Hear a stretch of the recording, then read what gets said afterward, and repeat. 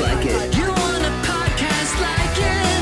Podcast like it's 1999. Podcast like it. Just podcast like it.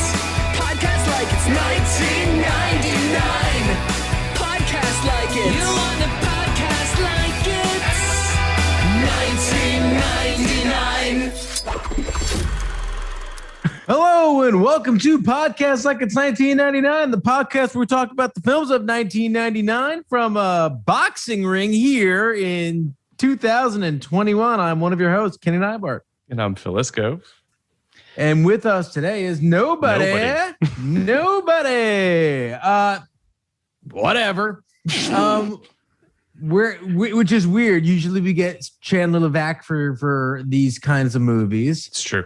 But I guess Chandler was on vacation. So listeners of the pod will know that means this is a Canadian film. Yeah, it's not entirely Canadian, but it is certainly got some Canadian funding, that's for sure. It's not directed by a Canadian, but it certainly stars a friend I went to high school with, Liane Balaban. Literally amazing. So tell me a little bit about Liane, because I understand that this was Liane's first role. Yeah. And in addition, she was not really seeking this role out. No, right? She was discovered by a family friend at a Seder, essentially, and said that that's how it happens. That this movie was coming together. There was a script, and that she could be great for the lead role. And Liane, oh God, my screen there we go. Sorry. My screen just went completely black for a second. It's just did it again. Hold on a second, guys. Okay. Sorry about that. Start from the Seder.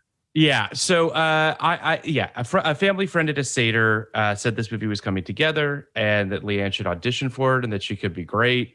Liane was not an actor.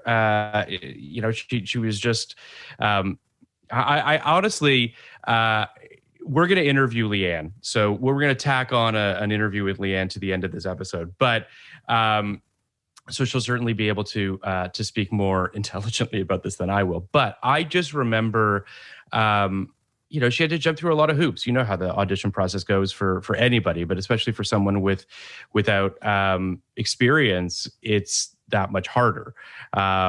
And I remember when she got the role. I remember when they filmed a fair amount of this, I believe, in Cape Breton, which is in the Maritimes of Canada. All makes sense to me. Go ahead.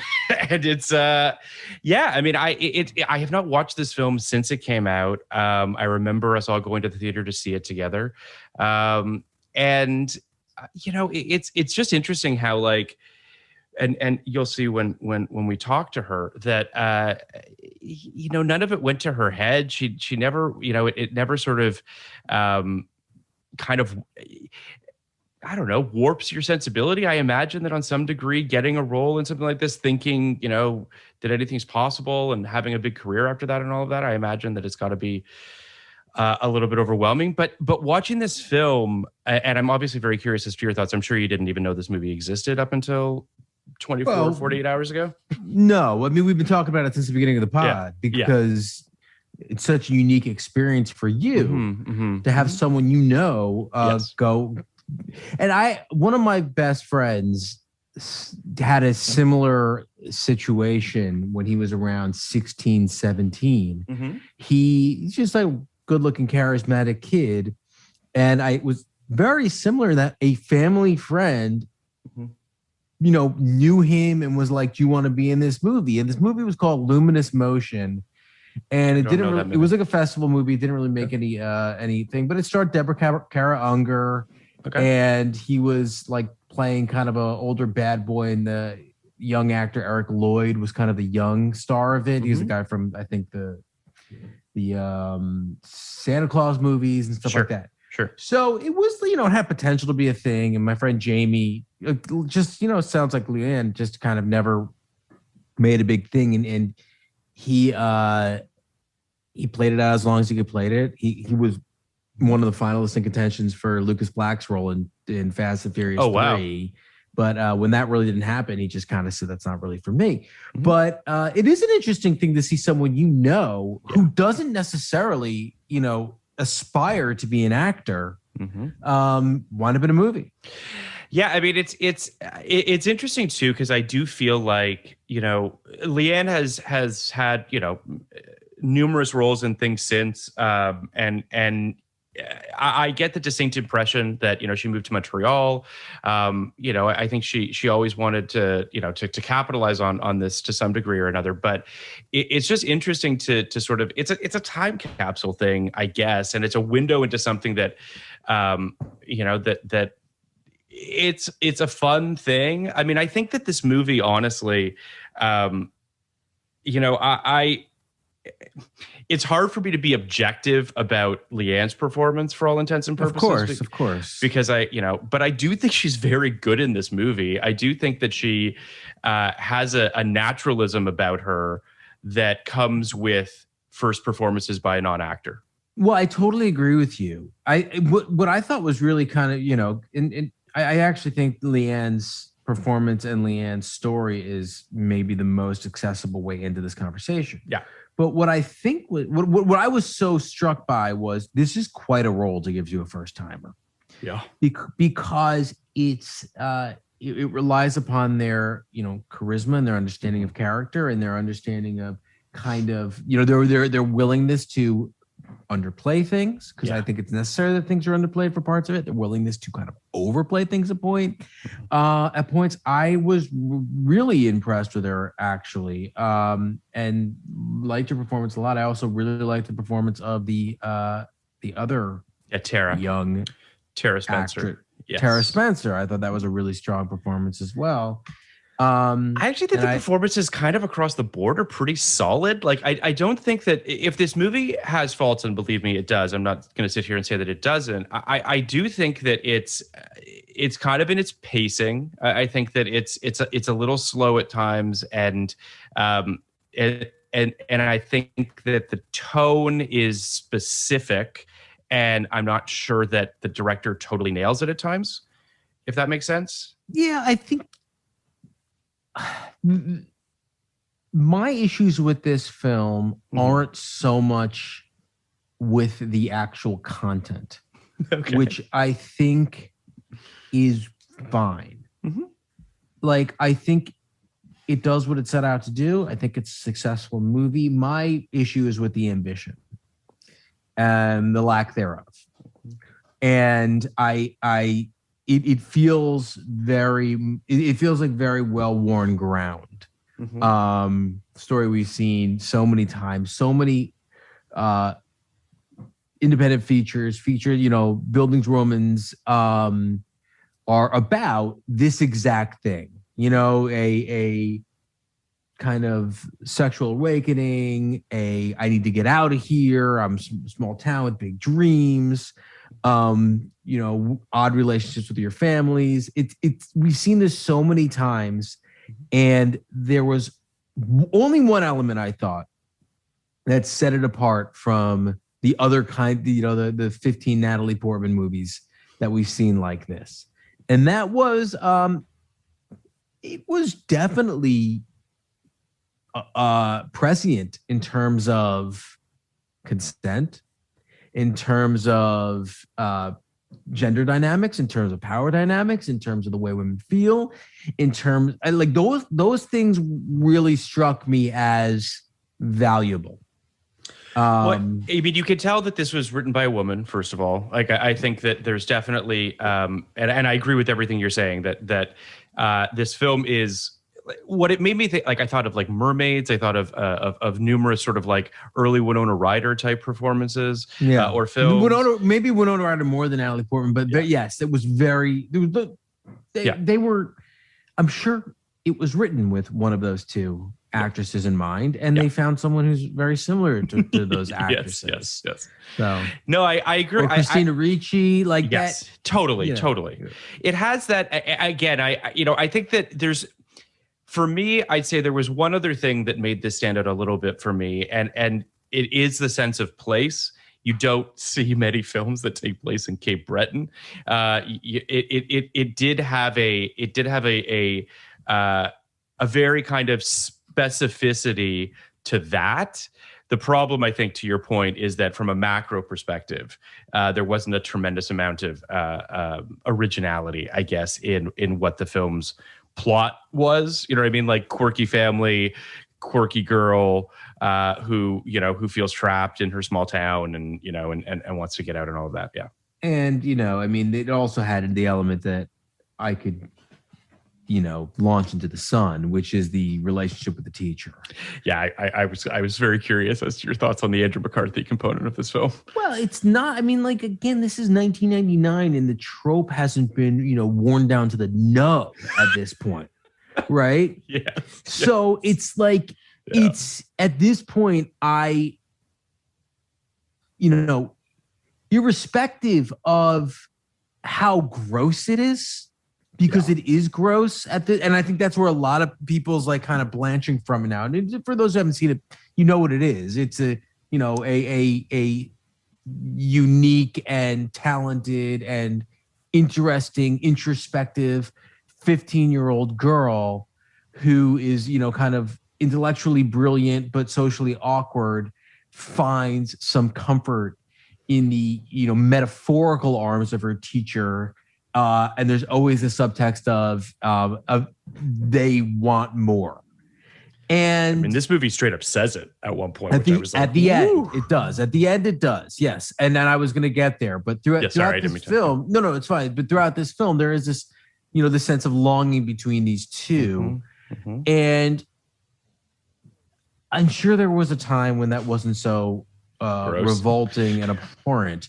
But that's not really like what bothers me, because like there's certainly a way to tell that story. I mean, they just did with a teacher on Hulu, and obviously that's gender reverse. But there are ways to tell this story that have cultural value and are compelling for the audience.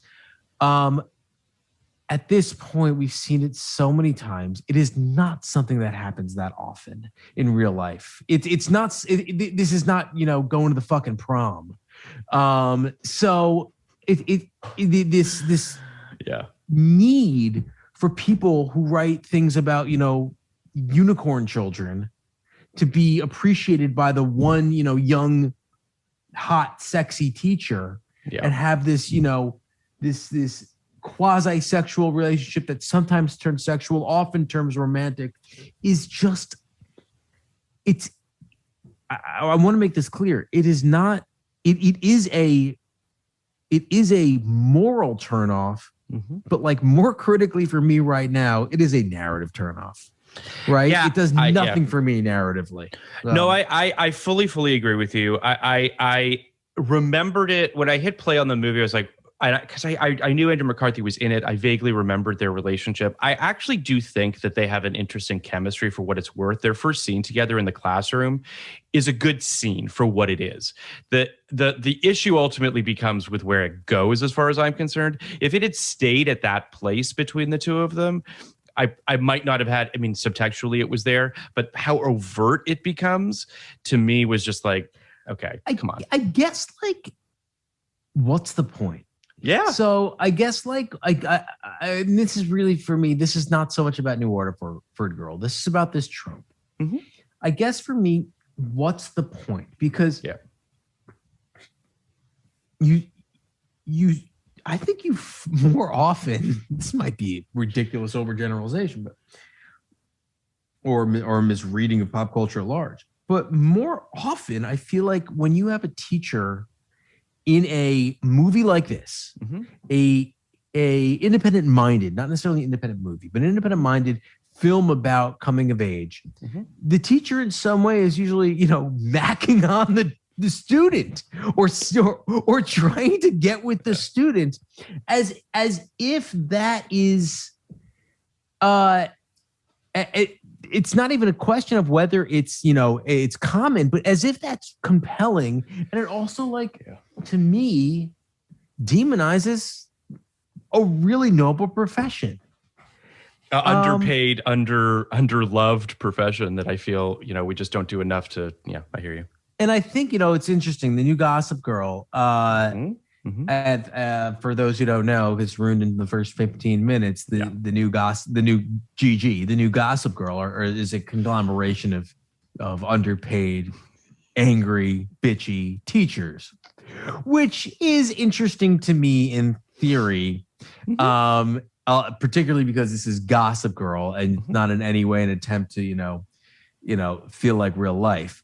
But and because Tavi Gevinson is the lead teacher and she's great. And there's best part of the show. Yes. Meta aspect to that, and but it's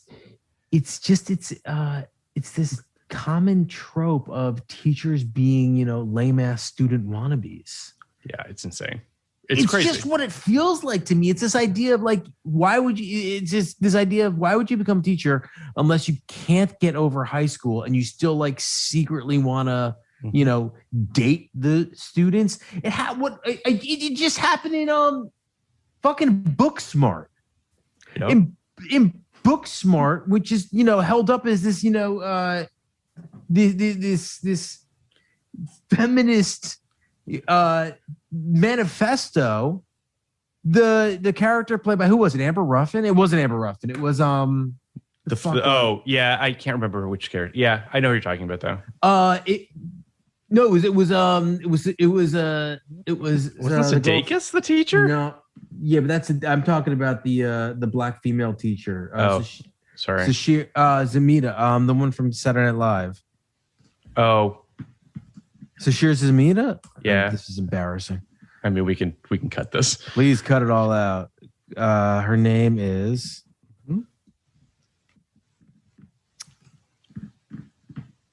the fuck. Oh no, it's Jessica Williams. Okay. All right, so she's not from Saturday Night Live. She's from The Daily Show. Yeah, but it was Jessica Williams is playing. All right, so in Booksmart, Jessica Williams is playing this hot teacher who just wants to go and hang with students. The kids. Yeah, I know, it's crazy. It's crazy. Has sex with kids, and that's the idea. The idea, it's just it's crazy to me and annoying and disappointing. In my high school, do you know how much we thought about teachers? Zero. In terms of our social lives, zero. And if anybody considered introducing a teacher, even a quote unquote hot teacher, into our social lives, you'd be like, you're psychotic. Get this fucking narc out of our party. You know, I'm gonna play devil's advocate just for one quick thing, which is that I did have a teacher. I had a science teacher who was probably in her early 30s. Mm-hmm. And so she was 100 in high school. Sure. Yes. But let's the point is okay. But she didn't seem like 100 like the other teachers. Exactly. And she had a tattoo on her scalp because she used to have a mohawk. And she would part her hair and we could see this really elaborate tattoo that she had on her scalp. She was a cool teacher. She was a teacher that I felt like. Did you call her Teach? We didn't call her Teach. But I say this just to say it's the only slight instance I've ever had in my life that even remotely comes close to what you're talking about, and it still doesn't. Let's talk about teachers. Let's talk about teachers. Do you have friends who became teachers? Jesus. Probably. Yes. Do you? Sure. Okay. I know a bunch of people who work in schools in one way or another, whether there's teachers or coaches or guidance counselors, school psychologists, people in preschools, things like that. And having known them when they were younger, they're not known people from high school or college who went into this profession, not necessarily people that I would love to have my children taught by or in their control or under their supervision for a period of time. But to a teacher, all of whom were partiers or drinkers or fun people, sure, I expect none of them to be dirty or weird or secretly pine after a student or sneak up on a house party with students. This is just not a thing that I mean, and don't get me wrong. I'm guessing that there are people listening to this being like, "Oh no, we had a teacher. Sure. Oh no, we had a teacher who would come to our party and play flip cup with us." But those teachers, I don't think it is that. I don't think it plays like that, and it certainly isn't like they're the cool kids. And I also think it's just fucking lame and weird, and I hate it. So it's just I don't disagree with anything you're saying. I think that there's clearly a metatextual commentary in Andrew McCarthy's casting, first and foremost, coming obviously from the Brat Pack and all that kind of stuff. There is that, and we should note. He's the great Andrew McCarthy. He's the great Andrew McCarthy. We love Andrew McCarthy on this podcast. He's the best. And I actually do think that he does the best he can to make this palatable, to make this as least creepy as possible. I think very hard with those sideburns. Very hard with very unfortunate sideburns. He has unfortunate sideburns. I do think that Cecil, which is the character he plays, is an interesting character. I'm not in any way suggesting that I'm okay with his love for Mooney, but do you sort of know what I'm getting at? That like this character is it's got a little bit more going on in it than it could have. Here's what I would say. Yeah. All right, so about 2/3, maybe even 3/4 through the movie, he essentially professes his love for her. It says I love you, yeah. So not in a, John Cusack, holding the boombox kind of way. In a very matter-of-fact scene at a bar where he just says, "I love you, you know that," or something along those lines, all right? And it's horrible. And it is. It's horrible, and it's upsetting, and it sucks. I would have preferred the opposite, which I and then we've seen this in movies too. Sure. But just that feels so much more palatable to me.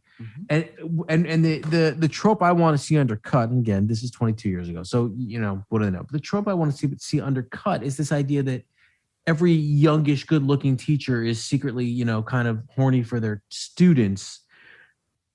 I don't like that idea. What I think I would have preferred is Mooney to feel like that's what it is. Yeah.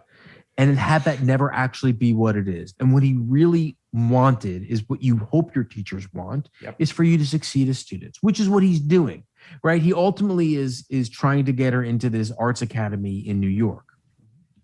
But there's this kind of pervasive undercurrent of, is it because she's good, or is it because he finds her, attractive or alluring, and or he's trying to gain favor with her so he can, rape her, and which is, it does what he's maybe trying to do. Yeah. And it hurts the movie. It hurts her character. It hurts it hurts any audience's ability to look at this character and say, okay, this is someone we think is, brilliant and has nothing to do with her gender or her age or her vulnerability. It's just because of her ability. It seems like it's a shorthand way of saying we're not your normal teen movie. And that's the thing I think happens a lot with this thing. That is once we include teachers in social situations, particularly sexual situations, it does seem like a shorthand way of saying, all right, we're a little grittier, we're a little tougher, we're a little more real world than your Cluelesses or your Mean Girls or your American Pies or anything like that. We are dealing with real world shit now with grown-ups with real problems. And grown-ups whose real problem is, how do I fuck my students, ultimately is not that fucking thrilling to me. So that's I do think though, that I do think does hurt this movie. And ultimately, I don't think it maims this movie because it's not a huge part of this movie. It's a huge part of what I'm taking from it right now. But when you move past this to essentially Lou, her friend who moves from New York, who becomes almost a avenger for girls who are taken advantage of in the city. Yep. That gets interesting to me. and plays on some themes that I don't think are overexposed even now. Mm-hmm. And I think there's a lot more to that's makes this movie, I think, a worthwhile watch. Yeah, I mean, well, two things. The first is, just to close the loop on the teacher thing. I'll say this: I do feel like there's an interesting story to be told about why a teacher might cross lines with students. As you mentioned, a teacher, the FX show, I think, did a pretty good job at that in terms of unpacking those situations. I also just feel like there is a gender component to it as well, right? There's this idea of sort of like the lecherous male teacher that's preying on the young female students. That trope does feel incredibly well worn at this point. I want to say the adjectives you used, I don't think are ever ascribed to those characters. Adjective and verb. Lecherous, I don't think he's lecherous. And praying, don't get me wrong, I do think he's lecherous and I do think he's praying. Okay. But I don't think that he's portrayed as lecherous. Correct. And I don't think it's portrayed as praying. I think that's the problem. Mm-hmm. Right? I agree. Yep. I think that's the issue. The issue is it's presented to me as another relationship. Now, the movie that does this the worst, and it's not a teacher relationship, but the worst offender of this of all time is Beautiful Girls. Yes. Where that relation between Timothy Hutton and Natalie Portman is presented to me as a adorable meet cute between neighbors who are helping each other, through a crisis. Aren't they adorable? Aren't they adorable? And like I don't mean to like call them out, but I distinctly remember Bill Simmons writing a column on that movie. And saying the reason that works is because all men want to fuck Natalie Portman at that time. And that was in ESPN. Now, I may be a little wrong and take it with a grain of salt. And he may have also been talking about The Professional, but it's the same fucking idea. And I think that when we've seen this with Robert Ebert's reviews of American Beauty, and I think that there was this idea in the 90s and into the 2000s that like wink and nod, like we get it, there's an age of consent, but like it's okay to be keeping tabs on the 15-year-olds and 16-year-olds who one day are going to be the girls you can like. I mean, there were websites that would count down to the legality of these young female actors. The mere fact that there was a magazine called Barely Legal, and that there's still idea like barely legal, like subsections on porn sites, speaks to how much of an idea this is. That it is wink and nod. We'll look away. Okay, it's essentially going 12 miles over the speed limit to lust after young girls. And what I'm getting at is like, there is no judgment of an Andrew McCarthy in this movie. Negative judgment. No. He's a hero by the end of this movie. You have to be judging these characters negatively. So like, I'll give you an example of something that I think weirdly works. Okay. Well, look, Lolita weirdly works, right? Mm-hmm. But that's not... Yes. But that book, you mean the book or you mean the movie? Every Lolita, both Lolita films and Lolita the book, because obviously, Humpert Humpert is not a hero. But is that his name, Humpert Humpert? Yep. I think it's Hubert. No, it's Humpert Humpert. Humpert. Okay, there you go. But the song "Don't Stand So Close to Me" by The Police is a 3.5 minute distillation of what I think the movie could be. Where someone is really struggling with the fact that they have these feelings and desires that are immoral and disgusting to themselves, and they are having a hard time pulling back. Because then you get into the really good shit like little children. Yep. Right?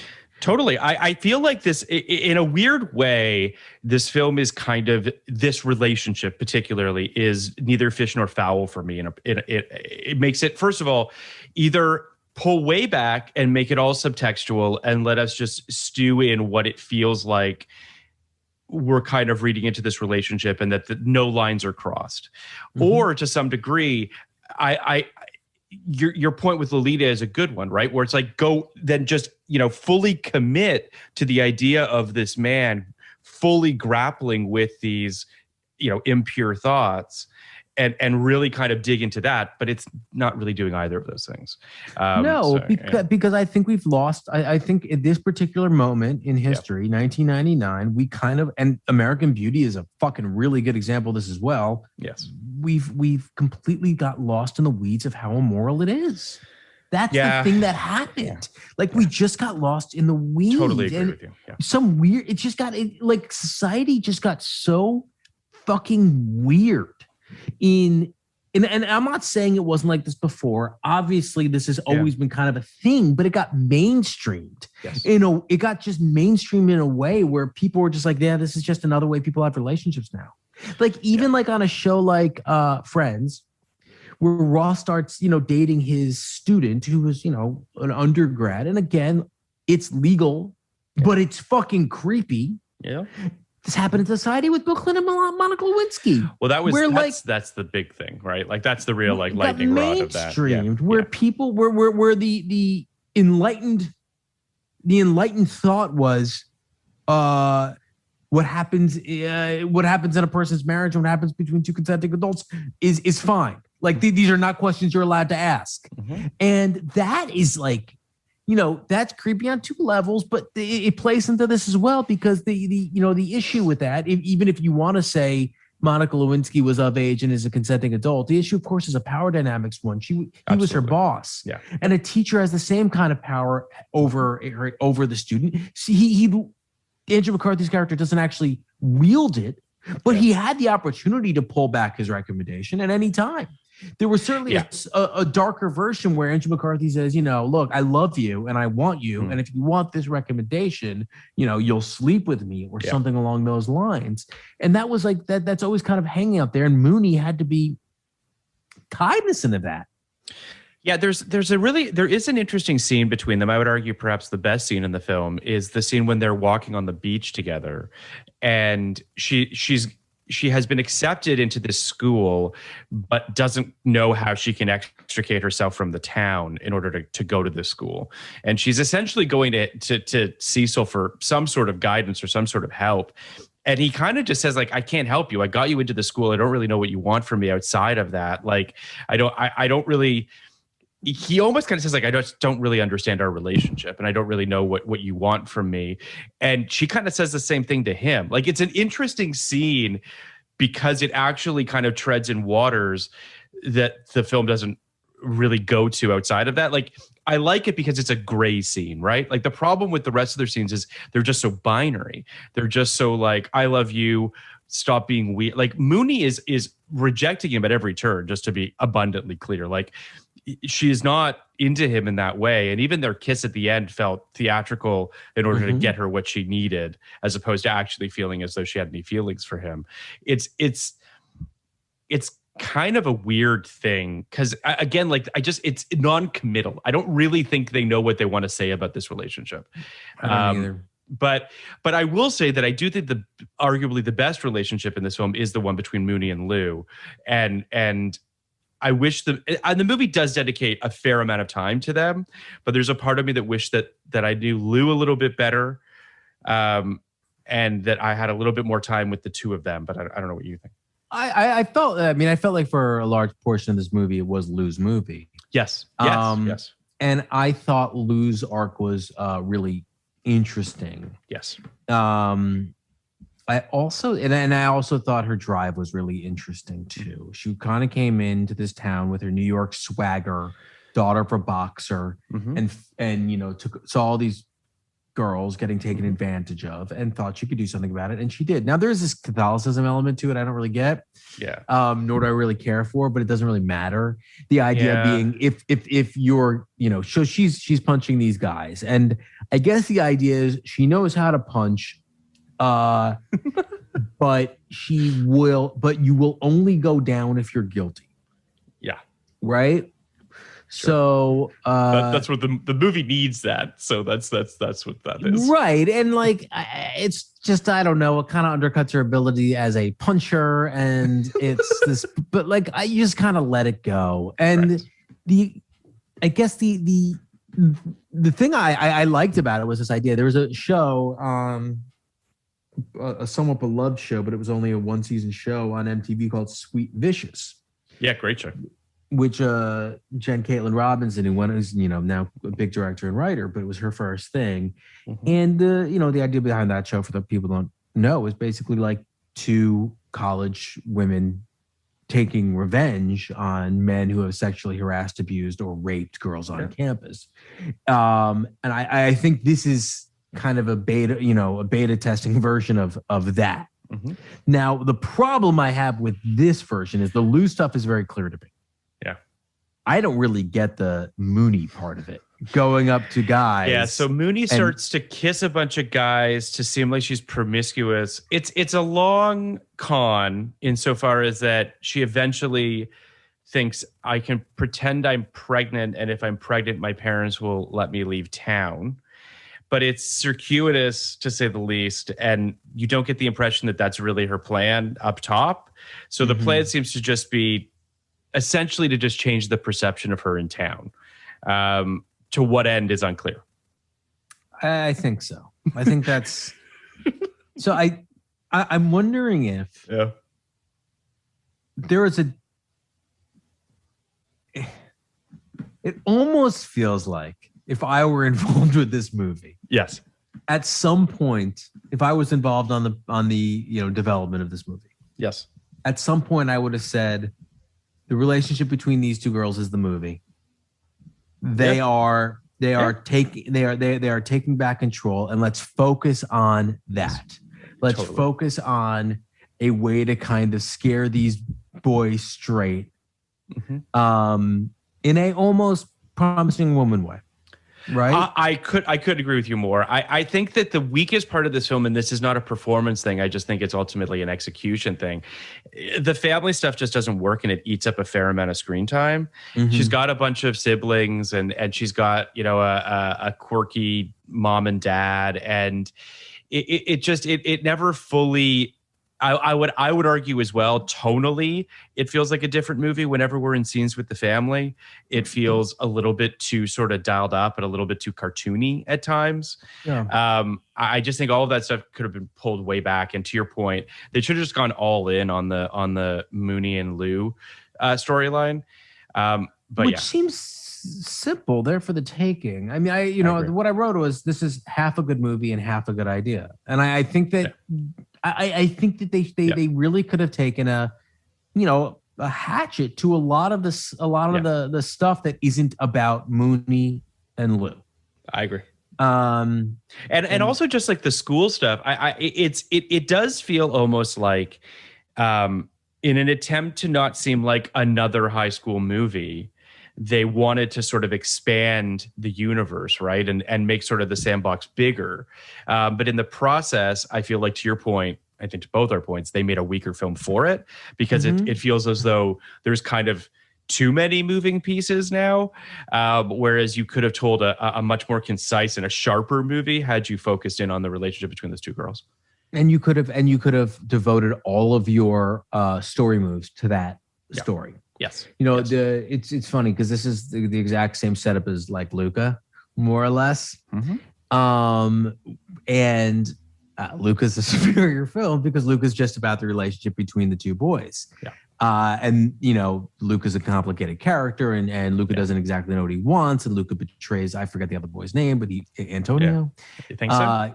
Yeah, Luca betrays Antonio at one point, and they have just a unique relationship where they're trying to exactly grapple with who they are to each other and who they want to be and where they want to go and all those things. And that just doesn't really happen in this movie between those two characters because there isn't the real estate for it, right? Like, no, I agree. Lou can't really function as the second half of a two-hander. She just kind of has to function as a plot device for Mooney and the other women in town to kind of liberate themselves from this, male-dominated almost, this patriarchal Neanderthalism. Well, it's funny you brought up Booksmart earlier, and I do think that this film, you kind of wish this film was more Booksmart back in the day, right? In the sense of that it was completely invested in the relationship between these two girls, and by the way, it's not to say that it needs to be them in scenes together all the time. I mean, I think that Booksmart does a good job of creating storylines for them individually that works quite well. It's just this movie comes to life when it's them. Right? Like when it's them at a party, when it's them, doing a drive down the strip, which is literally like 2 blocks. And then they're like, and then Lou's like, wait, so now we got to pretend they're different guys. Like that stuff's great. You know what I mean? And I think that unfortunately, it almost, in a weird way, as I was watching it, I was thinking like, this is probably a better novel than it is a movie. You know what I mean? Like I could see this screenwriter sitting down and writing this as a book and really fleshing out all the stuff she wants to flesh out, giving it sort of that weight and allowing you to have all these kind of like this bench of characters. But as a film, it just doesn't work in that way. It just doesn't have the meatiness to the supporting roles. Like I like the dad character. I think he's fine, but I'm also just like, he gets way too much screen time. I'd rather, give that to Lou, but I mean, I don't know. Yeah. I think that's really, we're hitting on the same thing. It needs another pass. Yeah. I want to give a synopsis of this film for the people that have not seen this. Yeah. Mooney, played by Liane Balaban, feels trapped in her small coastal Canadian town, and with good reason. When she told her parents that her teacher, Cecil, had offered her a spot at an art school in New York, her parents forbade her to go. Then surly Lou, played by Tara Spencer-Nairn, moves into the neighborhood reportedly from Manhattan. She is from Manhattan. I don't know why they said reportedly. After quickly becoming friends with two girls, had to speak. She's not from Manhattan. She's from right. Sorry, like Queens, I think, right? Yeah, or the Bronx. Yeah. New York. She's from New York. Yeah. After quickly becoming friends, the two girls hatch a scheme to escape their provincial prison, utilizing Lou's improbable boxing skills. New WATERFORD GIRL screened at the Toronto International Film Festival on September 12th, 1999, and it would go on to make $774,000, $469. Nice. I love how specific that is to the dollar. New WATERFORD GIRL has 92% on Rotten Tomatoes from critics and 85% from audiences. I mean, we've hit a fair amount of the plot. There's not a ton of plot to talk about, but there is some stuff I want to hit along the way. But yeah, go ahead. I want to ask you a question. Please. No, I give this movie a positive, score. Sure. But why do you think this kind of movie always seems to get good reviews? Because, like, you know what I'm saying? I know what you're saying. I wonder what that is. Now I know that sounds almost like I'm being willfully ignorant as a person who is giving it a good review myself. But why is it that this movie is, not a 92% fresh movie? I think that, I think it's essentially of a couple things. I think that, and I think you and I feel the same way, which is that when a writer and a director, and quite frankly, a studio or investors decide to make a complex, heartfelt movie about coming of age, it's gonna hit a sweet spot to some degree or another with intelligent people, right? People that it's not even a nostalgia thing, but I think it's just taking a real swing at trying to understand those years in your life, I think is going to sort of resonate with people one way or another. I think that I also just don't think they make that many of them is kind of the thing too. So when they do kind of happen, I think everyone's just like, yes, like a Booksmart's a perfect example of that, right? I mean, I like Booksmart. I think Booksmart's a good movie. I don't think necessarily I would have given it the unbelievable reviews that it got at the time. I just think people are just excited when something like this happens because it's kind of rare. So I think I think I agree with you exactly. I think Booksmart's a very good movie. Yeah. And Booksmart almost isn't what I'm talking about. I know. Right. So Booksmart is a studio movie. I mean, it's not, but it is. I mean, Booksmart is a movie that let me put it differently. Booksmart's a movie from 2020 or 2019 or whatever it is. Things are different now. Mm-hmm. This is a movie that probably emanated from, the laptop of a first-time screenwriter who had an idea. I want to write about my life. I want to write about my childhood. I want to write about what it's like to grow up as a young girl in a far off Canadian town and dream big. Yep. Everybody has that idea, right? Everybody has that idea. Now, that's not a bad thing, right? What but my working thesis is the ones that actually get in front of critics are just the best of those ideas. That there are, I agree with that, dozens, if not hundreds of movies like this made every year that are, in film festivals, in shitty film festivals, or rejected altogether from film festivals. Very few of them actually get bought at film festivals, get any kind of release, and wind up in front of critics. And those are the top 1% of movies like this. Yeah. Now, even those, very often to me, are a little rote and uninspired. And I could see how this works, and it's professional, and it's certainly super competent, and there are aspects of it that are novel. Yeah. But in general, almost universal acclaim seems wild for a movie like this to me. Yeah, I mean, I think, first of all, and I hope that everyone takes our quoting Rotten Tomatoes critics or their scores, that is, with a grain of salt, because as we all know, they can be based on 10 reviews, they can be based on 200 reviews, they can be based on. I was just looking up how many this is based on, and this is based on 12 reviews. Right. So again, right, like the same with the audience scores. We all know, what transpired with Last Jedi and any number of bots that can try to fuck with audience scores as well. So take all of this with a grain of salt. But your grander point, I agree with Kenny, which is that by and large, it feels like movies of this ilk do tend to do quite well with critics. I think part of it just has to do with people just like a heartwarming coming of age movie. I mean, truly. And I think that this film, for all of my issues with it, I do think that kind of sticks the landing in the end. I thought the last scene was a nice scene. I like this movie's message when it comes to Mooney and Lou. And I kind of like what it's saying most of the time. Well, Brian Webster of the Apollo Guide. Sure. I don't know what that is, but sure. I don't either. Okay. He's one of the few guys with an actual quote on Rotten Tomatoes. Cool. What does he have to say? Sweet, if not profound, with several laugh out loud moments and a wonderful portrait of place. I think Brian Webster nailed it. I think you did too. Yeah. Now the larger issue is in our content, in our content waterlogged society. Yes. Right now, where we are just overwhelmed with shit to watch. Yeah. Where I can't even watch things I've been wanting to watch for years.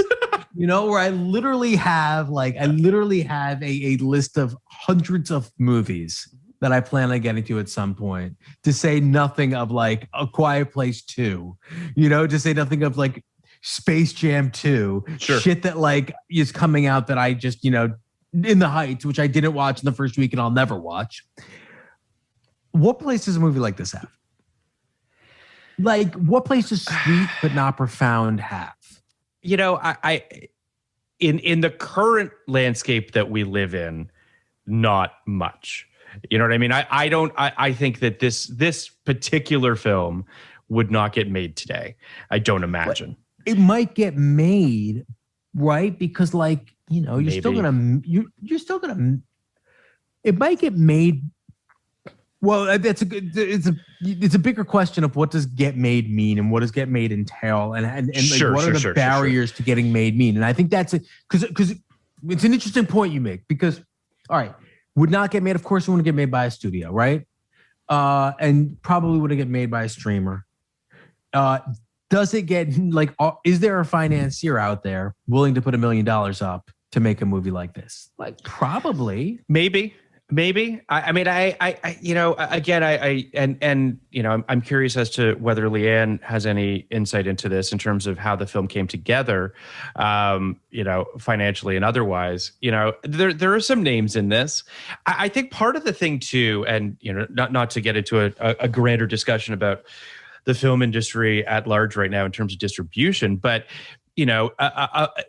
there used to be a straight to video thing, you know what I mean? And we do have VOD now, and we do have sort of some components of that. So there are lots of movies that get dumped on iTunes, I assume monthly, that you and I don't even know about, that might even turn a profit depending on how many people rent them or buy them. I just don't know if that's a legitimate revenue stream or not at this point. There are tons, but they're all genre films. Right. Yeah, the action movies or what have you. Yeah. Or the horror movies, or I think they're like 50 straight to Shudder movies. Either. Right. It would not be this. It would not be a coming of age movie about a girl in Cape Breton. All right. So this is the bigger question. Yeah.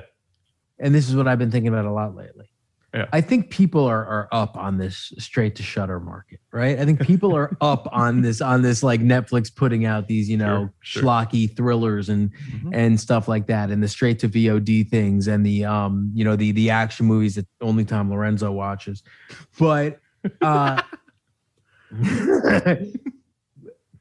is there a market for everything else, right? Because I'm not the first guy to say Blumhouse for romantic comedies, Blumhouse for drama. Yeah. Why has that happened? It feels inevitable to some degree or another. It does, right? But Blumhouse has been around for 15 years now. Yeah. I don't know.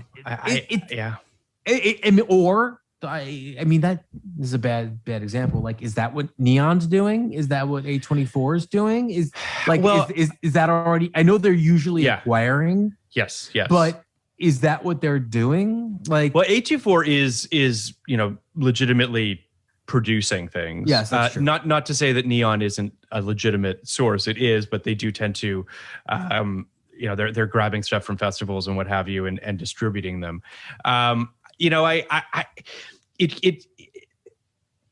I think to answer your bigger question, I still and I think that the pandemic has only dialed this up to 11, which is that we just don't really know what this is going to look like in 10 years.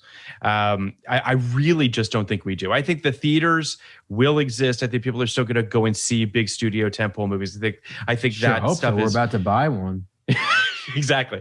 But I do think that to your point, I think that you're going to see movie streamers or what have you becoming very genre specific. Like, I think that Netflix doing this kind of shotgun approach of like everything, people are going to start picking off stuff and start finding ways and lanes to do that.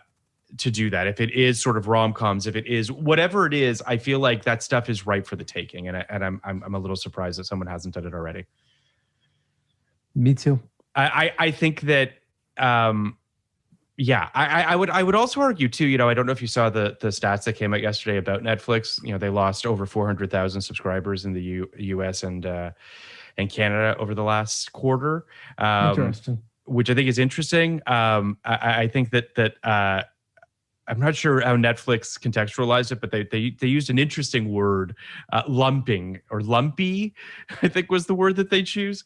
It's interesting. I don't know. I mean, did you watch Fear Street? Did you by chance? No, but I'd like to. But again, this deluge of content, I stand no chance.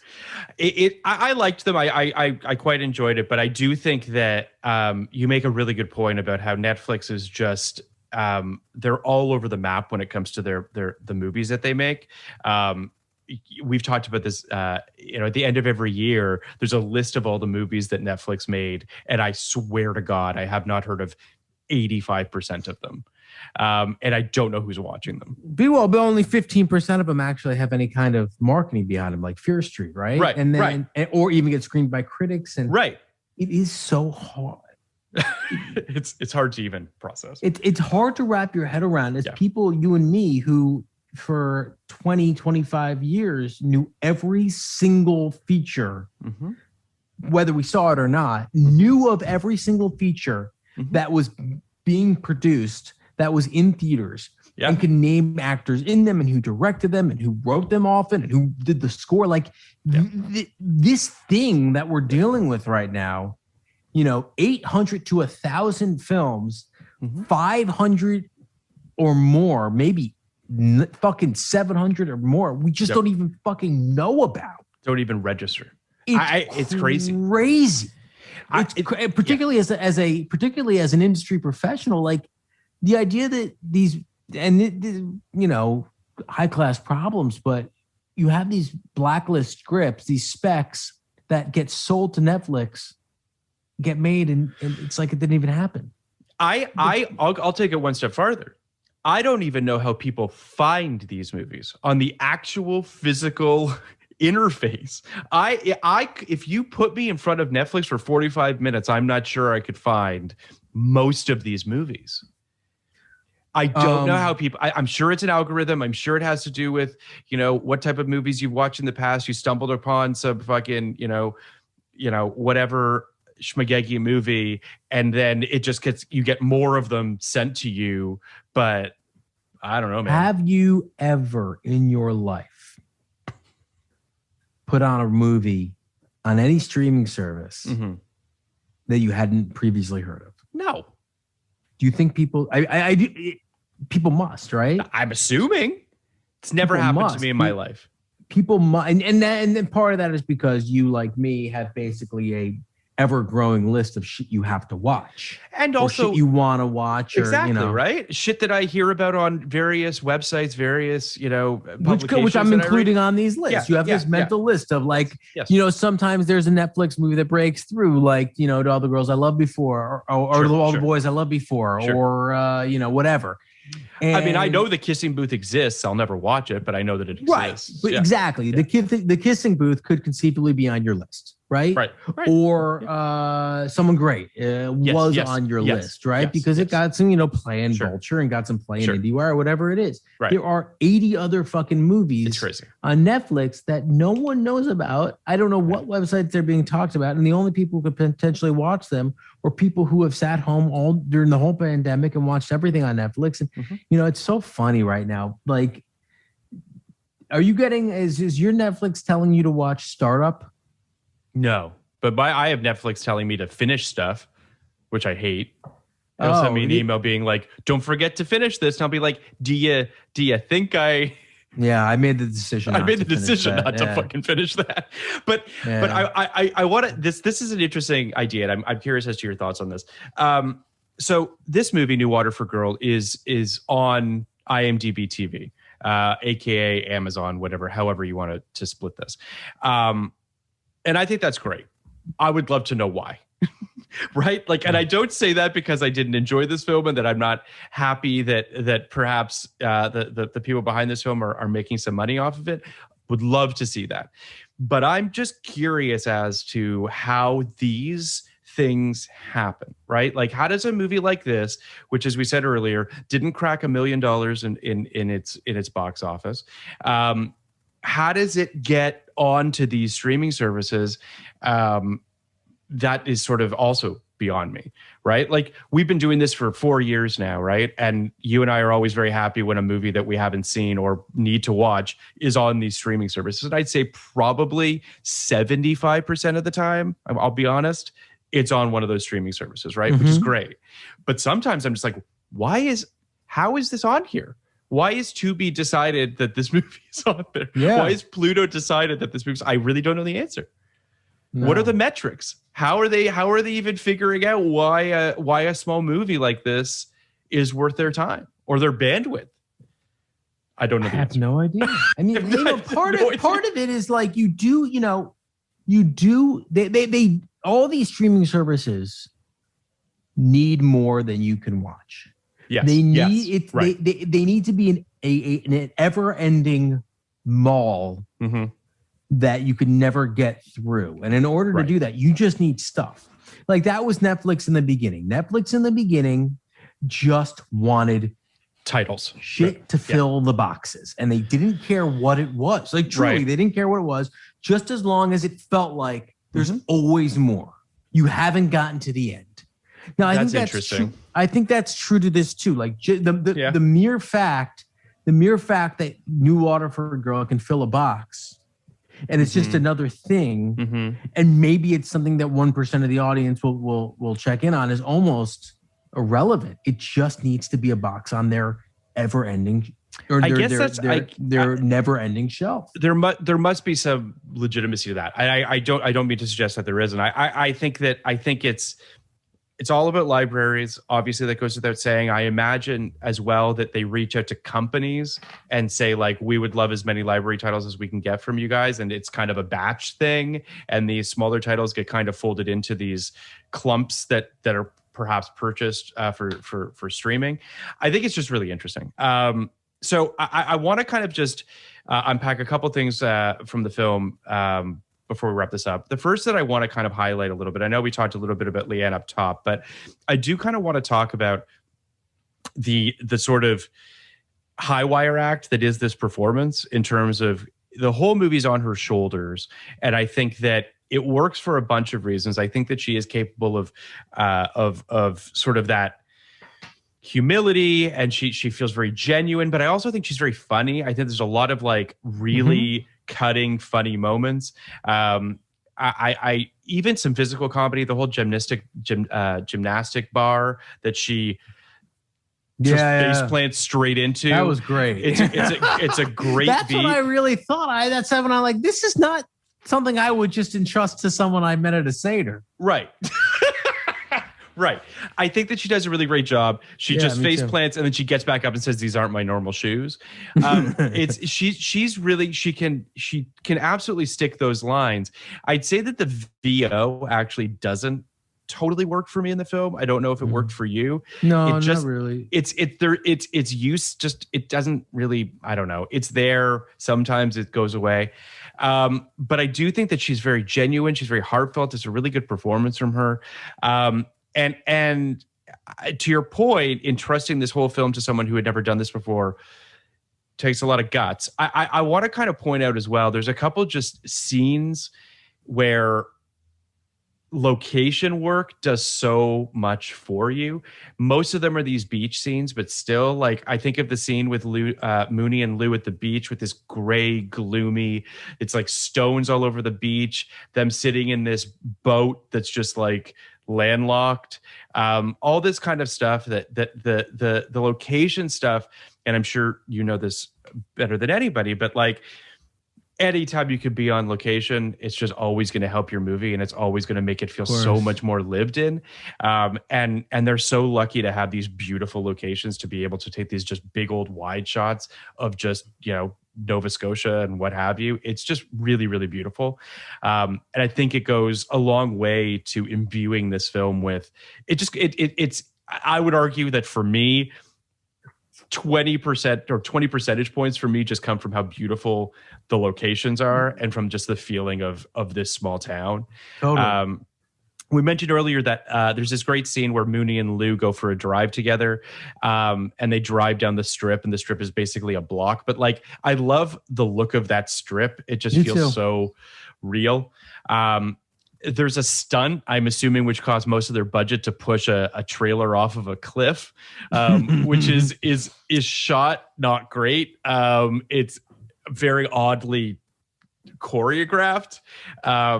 I also just want to say for a second, the director of this film, whose biggest credit is Empire Records, is a good movie. I don't. What are your thoughts on Empire Records? Are you a fan of Empire Records? I love Empire Records. I love Empire Records. I mean, like, I don't love that Empire Records has become everybody's favorite little cult thing. I know.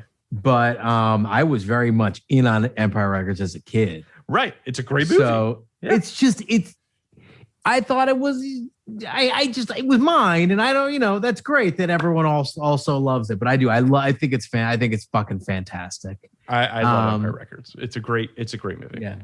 And I think that Alan Moyle, who directed this film and directed that film, does have a really good sense of comedy.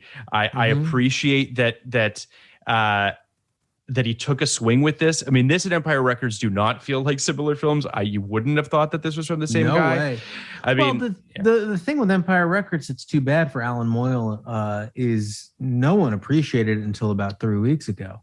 So he definitely didn't get any kind of bump off it whatsoever. And now totally agree. 70. So, but if that movie, and again, that movie has an amazing cast and could have been more of a thing. Like if you put marketing behind it, gave it a big release, I think it could have been a very kind of big, almost seminal movie. Yep. And then Alan Moyle would have a really big, great career. Movie it reminds me of in terms of it should have gotten just a big release and just been such a big deal as that movie Band Slam. Great movie. Great movie that, no one ever really paid any attention to, but there's no reason why not, right? Yep. So, yes, Alan Moyle could have been a much bigger deal, but he had to go to Canada and shoot this movie for, for like $10. Yeah, $10. It's interesting. The Empire Records thing, which was a movie that was constantly on in the video store that I worked in when I was a kid. It was just a movie that the 20-something girls that worked there just had literally on loop. It was just always on. I think it was one of those films that at the time seemed too quaint and too small or whatever the case might be. But like in my brain, I clump it with Josie and the Pussycats. I clump it with like Can't Hardly Wait, with like those type of movies. Those movies, which are great films, but like, I don't know why Empire Records just didn't connect with people when it came out, but it just didn't. Like, Can't Hardly Wait was in the middle of a teen boom.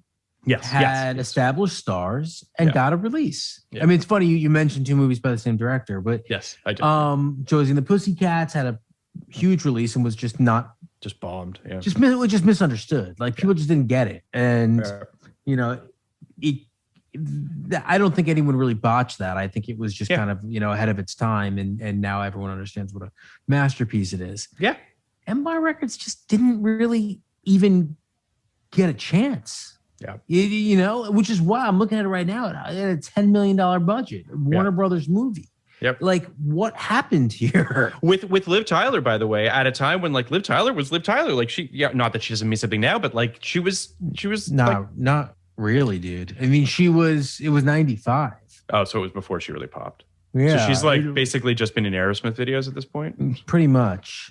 I mean, you have all these people who rule, right? You have Anthony LaPaglia, who rules. Robin Tunney, who I think this is before The Craft. Renee Zellweger before Jerry Maguire. Yeah. Yep. Liv Tyler before, Armageddon or whatever it was. I do think it was Rory Cochrane after Dazed and Confused. After Dazed and Confused. Yep.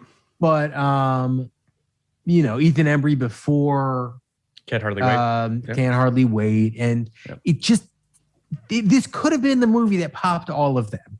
It's such a great film. It's such a funny film. Yep. It's just a great little moment too. Record stores and Damn the Man and Save the Empire and all that stuff. It should have fucking ruled. It should have been a big thing. And like, I guess it is in the end of the day. In the end of the day, like, people love matters. it now. Yeah. It matters a lot more than like, I don't know what mattered in 19. Matters more than She's All That. I agree. I think. Although, I mean, that's interesting. I do think that some of these movies just age better than others, right? Like She's All That, which, by the way, there was a clip today of the He's All That Netflix film that's coming out next month. That, by the way, like this is the weird thing about nowadays. He's All That has been a big kind of like, inside baseball story for 2 or 3 years, right? They're making He's All That. Yeah. Who's gonna write? Who's gonna star in it? Oh, big deal. That movie is gonna get put out on Netflix. No one will ever know it. No one's gonna acknowledge it, and it will go away. This almost happened with Space Jam 2. If it wasn't for everyone making fun of it, like Space Jam 2 has been talked about for 25 years. It's crazy. It's been talked about with LeBron for 10 years. It gets made, it happened, and it's going to go away, and no one will ever discuss it again. I watched it, man. It's something. I'm going tonight. I'm very curious to hear what you think over the course of this conversation. Of this podcast. Tickets? I didn't buy tickets, but while we were on this podcast, we're on an hour and a half in the new Waterford. My twins and my niece, who's 13, are at a drama camp. Okay. And it's not going so well for my son, who's, who thought he was into it, and now he's the only boy in the cast, and he's like, but he has a great role. He's very happy, but he's struggling. Okay. So my niece is allowed to have her phone there, and they're allowed to use it at lunch. So they just texted me that he's having a hard time. So I said, what do you want to do tonight? And he said, I want to go to the theater and watch Space Jam 2. So I guess that's what we're doing. That's what you're doing. So I'll report back tomorrow. I'm going to be fascinated to hear what you think of it. But I agree with you 100%, Kenny, that these, He's All That, it's been talked about for years. Years we've been talking about this thing. And this is how we're going to get it. I don't know. I'm very curious to see... Empire Records. I got to rewatch Empire Records now. It's a great movie. When this thing we're talking about really hit me is like nothing, it's no longer actually even about the movie anymore. Like this is a thing that's happened in football and basketball and sports in general, where the off season has become more exciting for a lot of people than the season. Look, last night when we're recording this, the NBA finals just ended. Yes. Today, this morning, I mean, there's a little bit on Giannis winning, but there's a lot on like, what's Chris Paul going to do next? Like the offseason has started. Like, what's the next step for Chris Paul? Dude, he's just in the finals. Yeah. Like he did pretty well. So I think like now, like that's happening in movies. There's a lot of like, what's the next big movie? What's going to happen? Like, we're so excited for this next thing. When it comes out, no one even gives a shit. What I was going to say is when this really like hit for me, again, these are two very bad movies, but people for a long time talked about a Zoolander 2 and an Anchorman 2. And those movies came out and no one cared. I liked Anchorman 2. I know that's crazy, but I thought it was either, I mean, I don't remember anything about it, but I remember laughing in the theater. I agree with you on Zoolander 2. You can wait too long, man. Like, that, just like you got to hit at the right moment, right? If you wait 18 years to do your sequel, I mean, come on, what are you doing? Sometimes the long wait works, like with Blade Runner 2049. Sure. And or Mad Max. Does it work with comedies? Borat. Borat, that's a good call. You're right. Borat worked. Yeah. It's not so much that it can't work with comedies to me. It's just a matter of execution. I have no doubt a Zoolander 2 could have worked. I have no doubt an Anchorman 2 could have been a bigger thing. I don't doubt it either. They were just really funny, like they were really good. You know what I watched the other day that I actually would love to see a sequel to, and I don't know if they'll do it. My guess is they won't, but a Game Night 2 would absolutely be something that I would watch the hell out of. I'm sure they'll do it. You think so? Yeah, it's such a good movie. It's the best fucking movie. Isn't it so good? It's the best. It's the best. It's the fucking best. Well, I just had Rollins watch it. He loved it too. It's just I adore that movie. I think that movie is straight up screenwriting 101. I don't mean that in a bad way. I mean, that is the movie you should teach. And It also just feels teed up for a sequel. Like you could easily do a sequel to that. The adherence to the overarching theme of games, I respect on such a cellular level. The Denzel bit is just tremendous. So good, so funny. The moment when she's like, he drove a BMW. Oh, a 3 Series. Oh.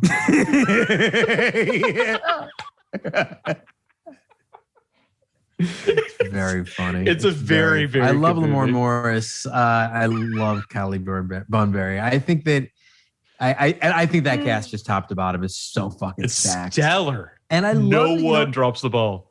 No, it's just stacked. And I love Rachel McAdams. She might be my favorite actress.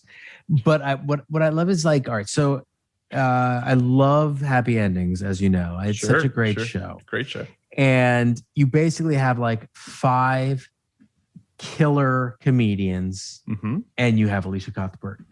Yes. And Alicia Cuthbert is, cast because she's a name, and she's out of her depth in the first season. And midway through the first season, they just figure it out.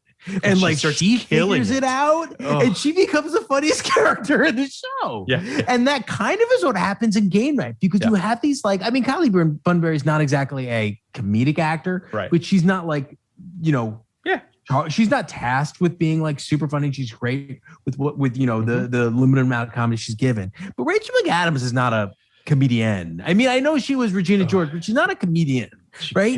She is so fucking funny.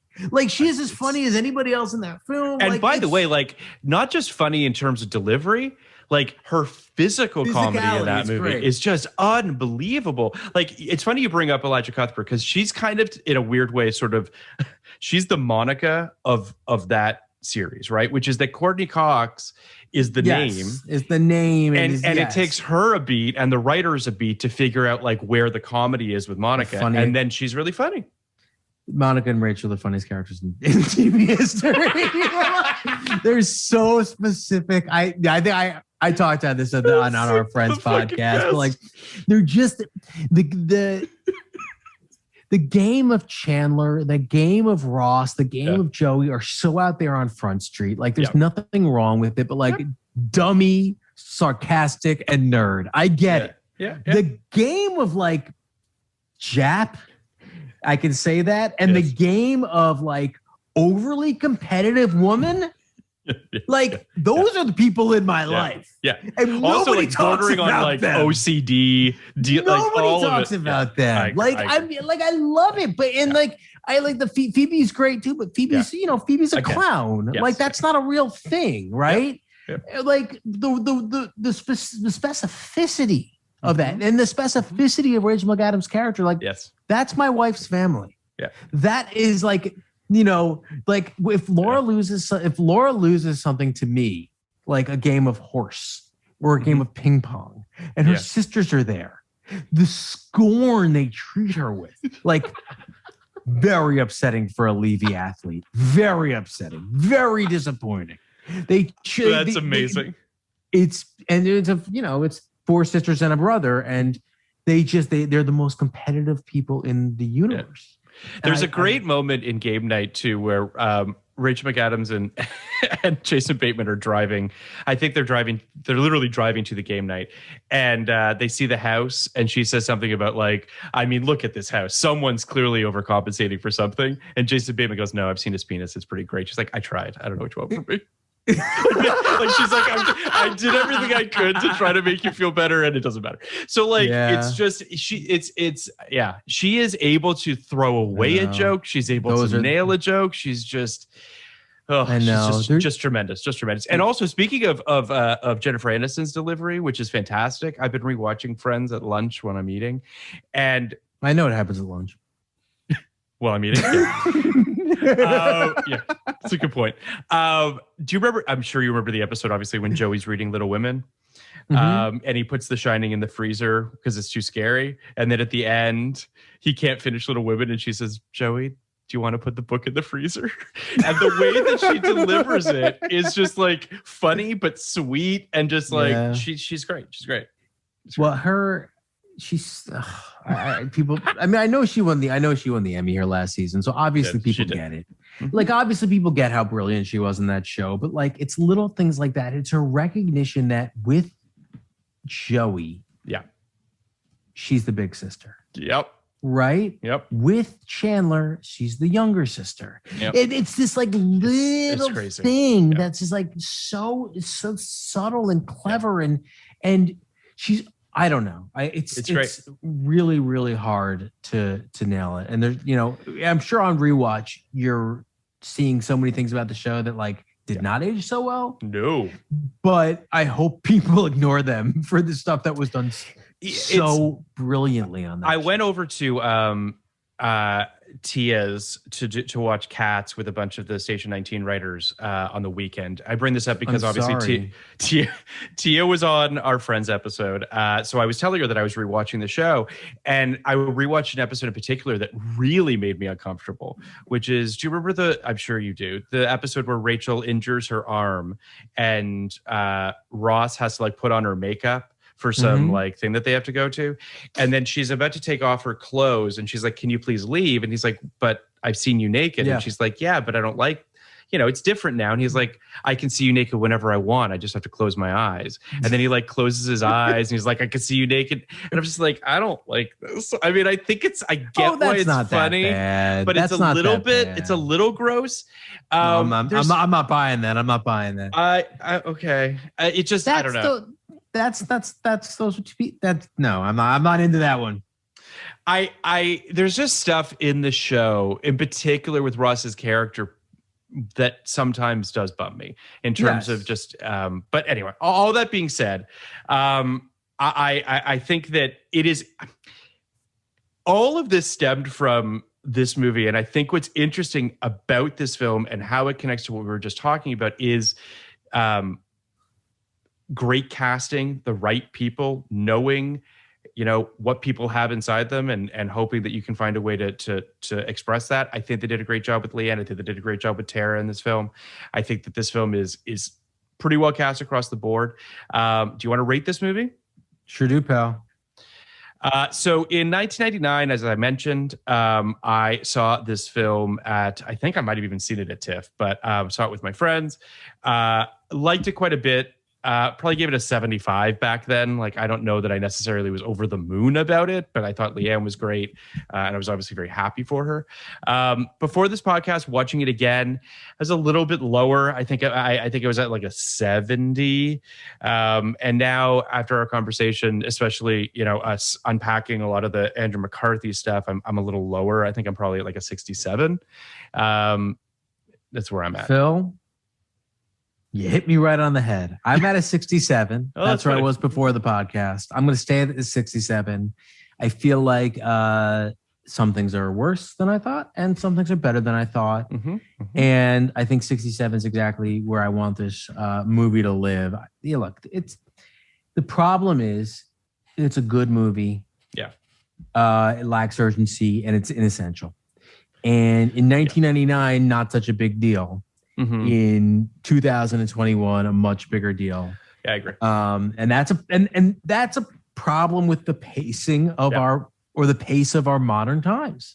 Yeah. That I desperately want to, or I desperately long for a time in the future when I can get off the fucking treadmill and just chill out and time kind of slows down.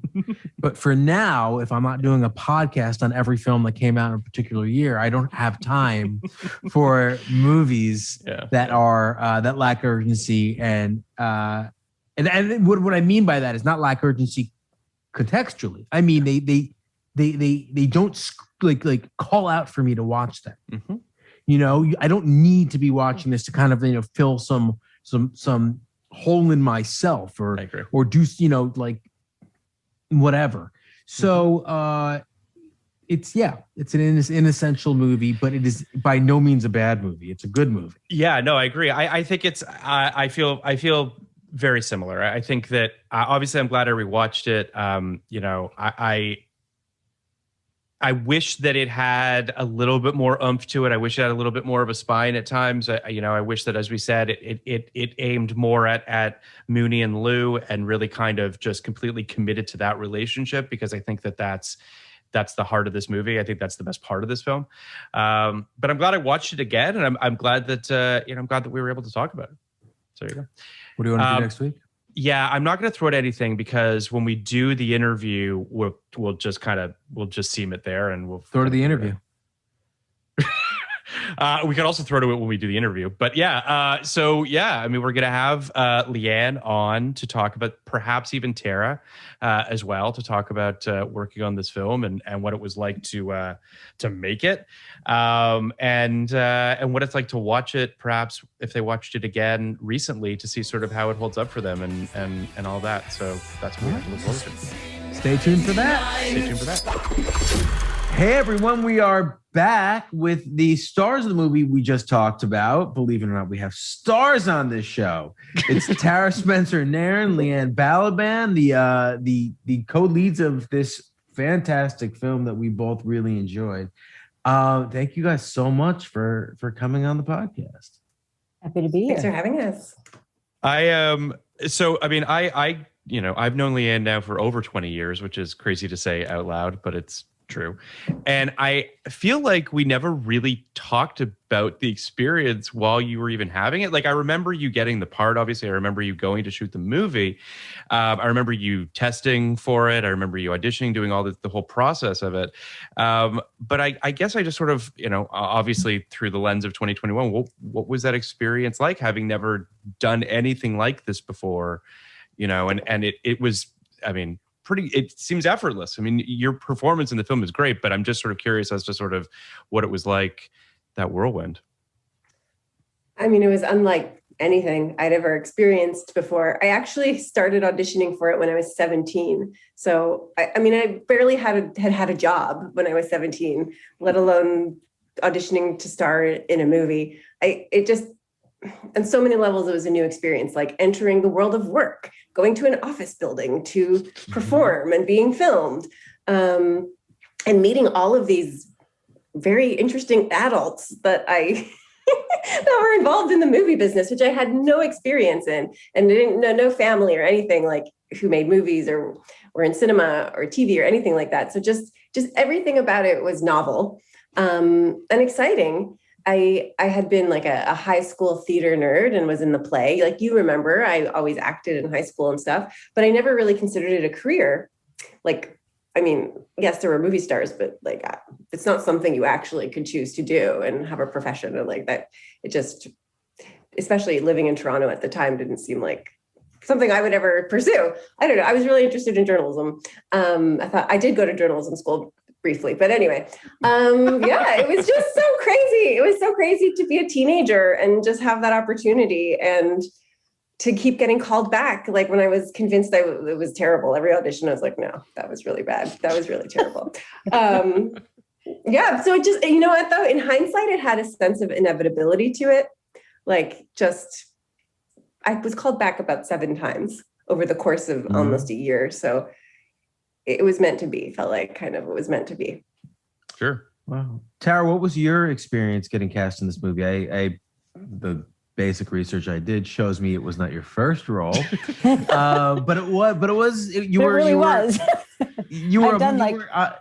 obviously a young actor at the time, and it seemed like you had done some stuff before. But I was like fresh out of film school, Vancouver Film School. I'd been in like a couple shows. I think my big break was a guest star in the TV show called Two, about this guy who was twins. He had an evil twin. Okay. It was a great show, guys. Really great show. You got to research that. Yeah. And I auditioned for this. And again, like, I think as any actor auditions, you sort of audition and you're like, okay, see you later. And they had callbacks in Vancouver. And I think I was one of the only people who went in for Lou in Vancouver. And I remember, after the fact, the casting director, Jaan actually was honest with me. And I didn't realize, but he was like, no, they asked me to just record you the whole time because the director and producer wanted to get a sense of your personality. Sure. And he was asking me all these crazy questions, and I was talking about getting kicked out of high school, Sure. like, of being suspended. And then I found out that essentially was like my audition, like part of my audition. Sure. But it took a really long time for me to find out, because they actually wanted Natasha Lyonne in the role. Oh. And I think they didn't have the money for her. So I remember that summer, I kept having my agent call every week, and he was like, I can't keep calling to see if you're still the first choice. So, they kept calling and said, yep, you're still in the mix. You're still the choice.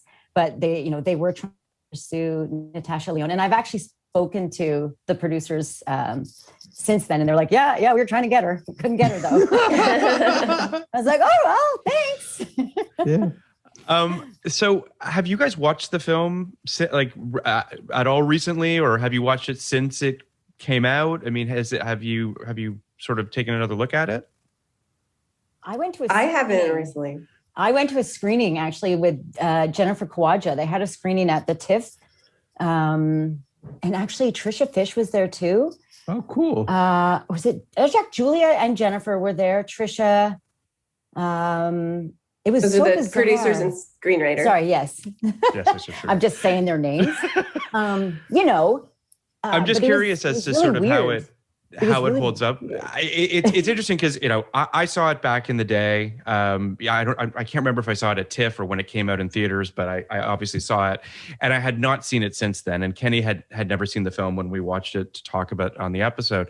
And there's a lot of things that hold up incredibly well, and then there's some stuff that obviously it's been 20 some odd years, and we're different people now, and we're seeing it through a different lens. And I kind of wanted to talk for a sec about the Andrew McCarthy relationship. The things that hold up really well are your performances. I was going to say, you guys are fucking great. And also your storylines and your relationship and your dynamic. Yes. The Andrew McCarthy stuff is a little cringy. Oh my gosh. So cringy. Yeah, it's a little cringy. Yes. Oh, and also, I mean, the photography and it really is a beautiful looking movie. It is. And it's actually a little prescient in terms of consent issues and kind of the Me Too of it and female empowerment and female friendship. So there is a ton about this movie that we loved and were really kind of impressed by, but it was a little kneecapped by this Andrew McCarthy thing.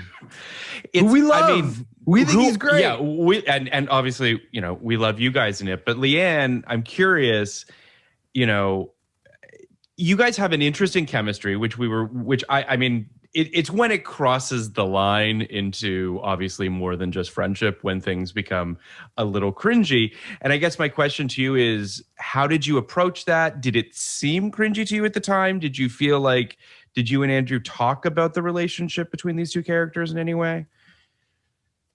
Because as I said, everything about this was a completely new experience. Sure, I had no barometer for anything that would be appropriate or not appropriate. But having said that, everything felt relevant to the story that we were telling when we prepared and when we talked about the characters. And I didn't, we do live in such a different world in 2021 that we have denormalized this kind of relationship between teacher-student, which is definitely socially progress. But at the time, I didn't know. I was not I didn't have that lens. I didn't have that critical gaze as a teenager to be able to see that this was a fundamentally inappropriate relationship. To me, I was just living inside the character and inside the world of the story. I think I really did inhabit deeply that sense of her ambition and tried to relate it to my own life. So it's even still difficult today, Tara, you could speak to this, to fully invest yourself in a script, in a part, when you do have those critical reflections on it. Yeah. I think that still exists to this day, but definitely at the time, being a naive teenager, I don't think I had that awareness back then, and actually hadn't even considered that aspect of the film until you two brought it up right now, which is obviously true, but I just didn't, I didn't have that Sure. savvy. at that age. Well, you're not alone. Seen it in a long time. What it feels, I mean, Kenny and I talk about it on the episode, at length about sort of what's become kind of tropey about it. I mean, it became a real thing for a long time, certainly within the 90s and early 2000s, of that sort of this power dynamic that existed, and why so many movies sort of trafficked in that stuff. It's somehow, some way, we kind of went through the Rubicon on it, and it became, as you said, Liane, it became kind of okay. And we've gotten back to the place where it has been denormalized and it's not allowed anymore, appropriately. But I'm actually, weirdly enough, watching a movie from the 80s right now where it's very clear that this is where this relationship is something that happens, and it's very clear that this is not appropriate, that this is not something that can continue a teacher-student relationship.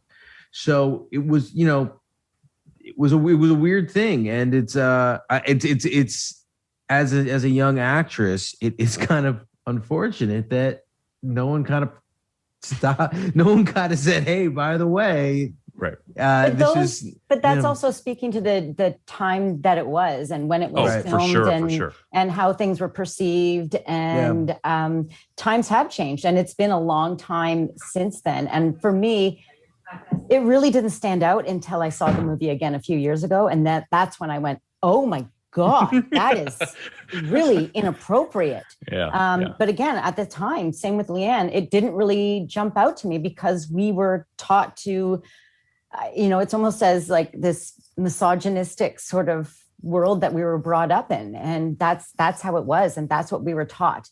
And that was a thing that happened in life. And you better be ready, girls. Yeah. I think it's a great it's a great barometer to say, look how far we've come. And holy crap, that was really inappropriate. Yeah. And I mean, I see it as like a bad tattoo. You can say you got this bad tattoo when you were 18, and then your way of justifying it is, but like, look how far I've come. Look how far we've come. Sure. So that's how sure. That's how you're like, it's a reminder of where we once were. Yeah. You can contrast all of that with your character, Tara Lou, who kind of came into this town almost as an avenging angel, right? Yeah. And was very eyes wide open about the way the women of this town were kind of, and kind of women in general, but the women of this town were being used and kind of cheated upon and that whatnot by the young men of this town. And I thought that was really interesting too. And how did that feel, playing that character and, kind of being on the leading edge of that idea?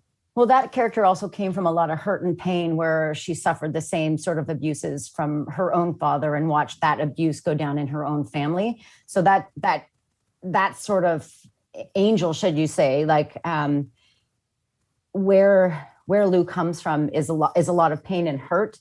And she wants to, for me, the way I saw it is like whatever she can do to help her mother and help make this right. Like, get away from where she was, and how can I make this right? And that was really the through line, I feel like, for this character. But she's a really broken character who's damaged. Mm-hmm. Yeah, I mean, I'm curious, Liane, in terms of Mooney's character. Kenny and I talked a little bit about,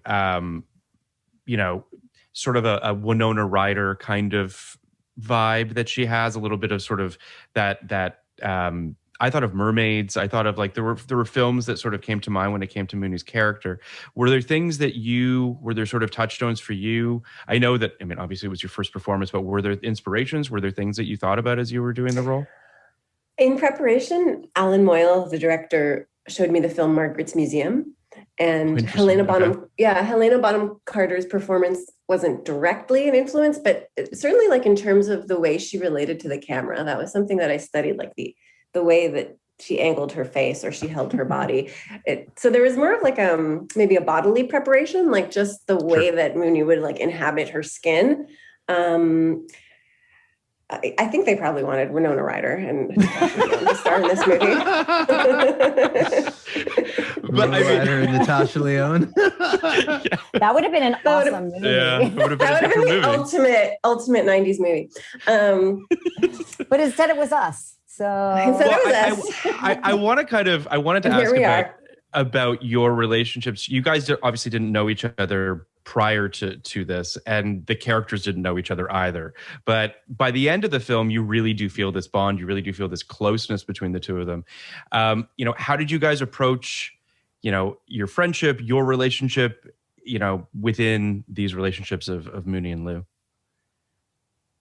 I feel it was art imitating life, imitating art. Like, you were the experienced actor coming onto the set. You were giving me all this advice and wisdom. You took me under your wing. You explained all the vocabulary to me. I clearly remember you just helping me navigate this world. Like, okay, when they say back to ones, that means we're going back to our marks. Mark, by the way, mark is like the tape on the floor. You have to hit your mark when you're on camera. We're number ones because we're like the cast. That's the talent. Like, I just remember being so grateful that I had this kind, That's adorable partner.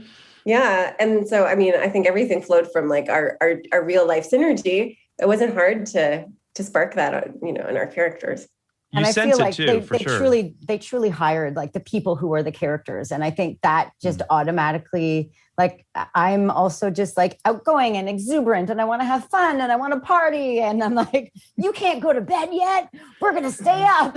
And I think it just came organically and naturally. And I feel like that's why they did take so long in the casting process and did want to, cast it in sort of a unique, different way. That was a lot of that, I think, was Alan Moyle. And he really did, like, remember the bubble? I need you to come into the bubble, girls. Come into the bubble. Right. He was always about the bubble. But I remember also just being in awe of Liane and almost jealous of Liane at this girl who had like never done this in her life and was honestly killing it. It's remarkable. And I remember just sitting there going, what the fuck am I doing? Oh my gosh, babe, that's so kind. To get, what am I? Fuck. Like, it was just so organic and natural. And I'm sitting there going, I am trying so damn hard here. But you guys were both fantastic. But I do want to piggyback on that a little bit, because one thing that I kept thinking throughout the movie, knowing that this is your first role, Liane, was I never would have trusted a first timer with that role. It's nothing about that role, and you were so good. And that my point is, like, it was amazing, but nothing about that role and your performance in it is innate. Nothing is obvious. Like, it's not like any other characters. It's not really a Natalie Portman role. It's not really a Winona Ryder role. Like, there's a like an edge and a almost like a nihilism to it that you don't really see with those characters. And it was kind of amazing to watch you pull that off. Like, there was the moment where you fell in the gym then you got right back up. Yeah. That could have been out of a Wes Anderson movie. Totally. It's just it had a Rushmore vibe to it. Like, that's actually kind of more than anything. Like it was like a female Jason Schwartzman performance. I mean, again, thanks. There's just nothing innate about that. So really, really amazing. I love that. I mean, you should have won. At the time, it was a Genie for that. I never really understood that. I feel like we split the vote. We weren't nominated. In some way. You were nominated. We weren't. I wasn't. You weren't even nominated? I don't think so. That's shit. Really? That's junk. Well, I wanted to. So you guys shot most of this on location, correct? Am I wrong All in that of it, assessment? yeah. All of it in location, right? And it was in Cape Breton, correct? Yeah. That you shot it. I think there were maybe like a bar here or there in Halifax, in Sydney. In Sydney, like Sydney, Glace Bay. Because you really feel a real sense of place. The location stuff, and I'm sure you guys can speak to this, in the many years since, but location work goes so far towards really putting you in the headspace of it feeling lived in and it feeling as though you are in these places rather than being on a soundstage, which inevitably feels very fake. But I first of all, as Kenny mentioned, it's beautifully filmed and you get to have all these beautiful wide shots of the fact that you're there. But did it go a long way towards helping your performances in terms of making it feel like you were living in this actual place? Oh, totally. Because it just feels like you guys, it does feel like a second skin. You know, Kenny and I talked about one of our favorite scenes in the film is when you drive down the strip. Oh, I love and you literally, that. it's Such a good scene. It's like a block. Hey, Kenny, what's up? And then Lou says, "Are we supposed to now pretend that they're new guys when we drive back up this block?" So like we pretend they're different guys on the way back. yeah. It's a great scene, and it does feel like it just feels like these little towns. And I mean, obviously, Halifax is beautiful, Cape Breton's beautiful, but they're not densely populated. They don't feel like big, bustling places. I also sort of wanted to talk a little bit or ask about there's some pretty intense coming of age emotions that are obviously baked into this film. You guys were relatively close to the ages of the roles. Were you guys kind of dealing with the same stuff that you felt Lou and Mooney were dealing with at the time? Or did you have a little bit of distance from it? What was it like to explore those feelings? I wasn't in an inappropriate relationship with my high school teacher. That's good. That's a good plus. Start. That's a really good place to be. I had an amazing English and drama teacher, Mr. Spiegel, who I just want to give credit where credit's due. Like, I was a first-time actor in this movie, but I had a lot of experience from high school drama and being in plays, and and that was part of my preparation in life for this part. Sure. So I wasn't going through that like Mooney. And your relationship with your family is very different than Mooney's relationship with her family. I did relate, on it, but honestly, I did relate. This might seem small, but living in the suburbs of Toronto and wanting to be part of like the action of the city, I really did feel like an outsider. Today, the concept of Toronto is different. Like it's just this huge sprawling metropolis. But in the 90s, like growing up in North York, I really felt like I wasn't living the downtown dreams of my life. And I know that sounds small, but like the downtown dreams. It wasn't. I had to take. I need to get in further with you on that at a different topic at a different time. Well, I had to take the 7C bus down Bathurst like for an hour. I remember driving you home periodically, and you lived far away. You can weep about that. That could fuel an emotional scene. So sure. So I did recognize that longing, that deep longing that Mooney has for something bigger, something greater than this. Sure. I really did identify with that. See, for me, I was living in Vancouver, and it was my first time like living on my own. Definitely into going out and exploring my options at that time. Sure. And not as worried about what people said about me, shall we say. There's names that you might call that girl. I did actually cheat on my boyfriend while we were shooting. Oh, wow.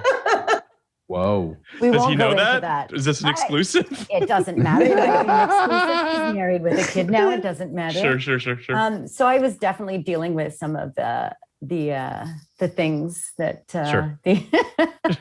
of being around that age, for sure. Of being around that age, because I think I was 19 because I could drink. I was legal to drink. I don't think you were legal, or maybe you were legal to drink there. Are they strict in Halifax though? Alan Moyle was super strict with me. He was like, and do you remember Bora, our line producer? Yes. He was like on our butts, like, go to bed, go home, go straight home. Oh my go God. to sleep as soon as you get home. Oh my. So they were, they didn't want us to break our leg or go on a bender, obviously. I was on a bender every night. In that hotel bar. Great. Oh my gosh. Oh, every night. I went straight home. I went straight to sleep because Alan Moyle had told me, he's like, Liane, you're in almost every scene. This is an extremely demanding task.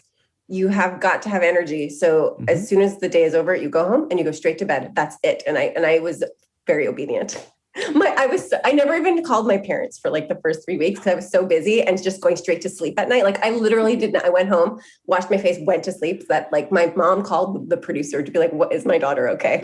They've not heard from her in 3 weeks. That's a really good point, though. You were in every single scene. You didn't know what it was going to be like to be working, sometimes 14, 15, 16-hour days. Yeah. It takes a lot. And I mean, you were carrying that movie and they were counting on you. And that was a lot of pressure that maybe you didn't realize at the time. But, I think that the directors and producers were very aware that they needed to protect you and take care of you. Which is great. I mean, I imagine that there are any number of films where teenagers were not cared for in that way, and so it's great to see that they were taking care of you. I wanted to ask about your the actors that play your parents in these films. Tara, you have Kathy Moriarty playing your mom, which is pretty amazing. I mean, obviously not to say that Liane, your parents, both very prominent Canadian actors that were playing your parents. What was the dynamics like with you guys in terms of on and off camera? I was just like, I can't believe Kathy Moriarty is going to be my mother. Sure. I was like, hi. But she was also amazing. She like came with a crew of people. She's like, Tara. And she was like always like talking to me like this. And she had like a crew of people that like walked around with her everywhere she went. But she was so kind, so nice, was not, when you meet like huge actors that are sort of icons in your life and they're total assholes and you're like, oh God, that was so disappointing. She did not let me down. She was incredible. A really nice person. We actually kept in touch for like a couple years after. Oh, that's so cool. She was really sweet. The one thing I was sad about, I remember when the movie came out, is a lot of that storyline got cut out as, inevitably those things happen. It just was going to be too complicated and too long, but it was kind of a nice little storyline. And I was like, damn. But sure. I mean, it was just a great experience to work with her and watch her work. And I just spent half the time on set staring at her. Reasonable. Ass. Yeah. No, I'm kidding. Sure. Also, beautiful. Liane, what was the relationship like with your parents, your fictional parents? They were wonderful. They were just kind and supportive. And I mean, I didn't realize like how amazing they really were until I like saw the movie, and I was like, oh my gosh, they're incredible and hilarious. And I do remember, I think Nicholas Campbell and I, who played my father, went to see a movie together on one of our days off. I think we went to see What Dreams May Come. Is that that's right. That's 98. That makes sense. Yeah. And it was so weird.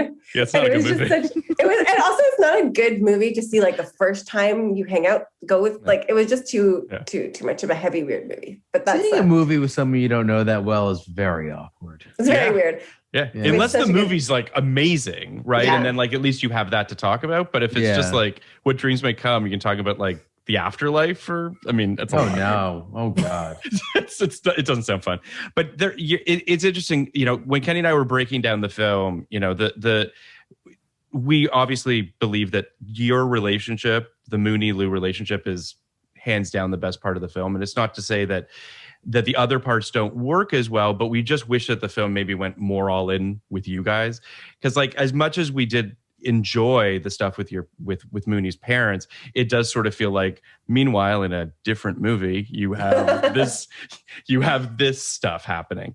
And because you guys were just so great, we just it's if there's a shame to be had, it's that the film didn't sort of dedicate itself to that sort of coming of age narrative, and especially as Kenny mentioned, the stuff with Lou and sort of becoming this avenging angel. That stuff is just really, really feels very 2021. So it would have been nice to have seen them run with that a little bit more. But yeah, I mean, it is what it is. But so you guys obviously have worked on many things since, and I guess and a fair amount of television as well. And I'm sort of curious as to what that experience is like in comparison to the stuff that you've done since. I mean, obviously, Liane, it was the first thing you ever did. You had nothing to compare it to, but you now have many films and television stuff to compare it to. And what was the experience like in comparison? it will never compare to anything that I have worked on since, because it was a work experience, but it was also a profound life experience.